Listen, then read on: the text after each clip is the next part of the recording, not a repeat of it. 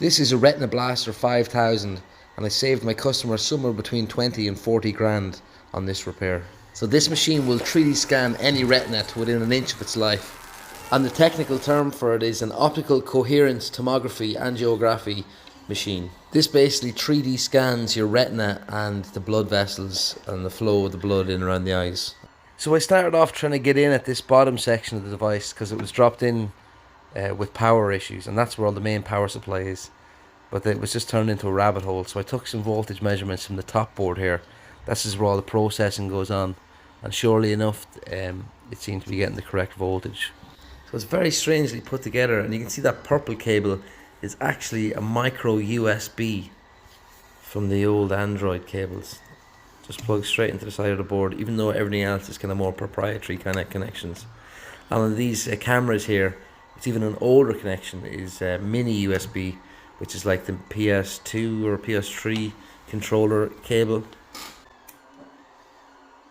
So here it is under the scope. Just start off with a visual inspection, make sure there's no exploded components or corrosion or moisture on the board, because a lot of the devices that come into me are moisture damage of some sort, as Ireland's a really high humid country all year round. Yeah, so it looks clean, everything looks all in order, except this one spot up here. You'll see there's a capacitor that's blown to pieces here, totally cracked, and this is shorted to ground. So the way these capacitors work, one side's on a positive rail and the opposite side is on a negative rail.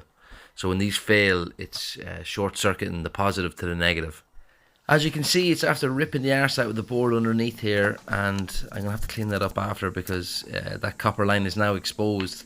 So I'm going to just recoat that up with solder and then coat it with UV mask to protect it, and then put the new capacitor on. It took me ages to find this capacitor because the markings on it are really unusual. But eventually, after loads of data sheets, I found that this is a Panasonic tantalum capacitor. When you buy these, you usually have to buy 10, 20, 50 or 100 depending on the brand. So I was left with loads of them, so I actually did another capacitor that was nearby of the same rating. After that, it's just take your time cleaning it and putting it all back together, and a couple of dirty prayers to Saint Anthony that you found the only problem that's on the board. Brilliant.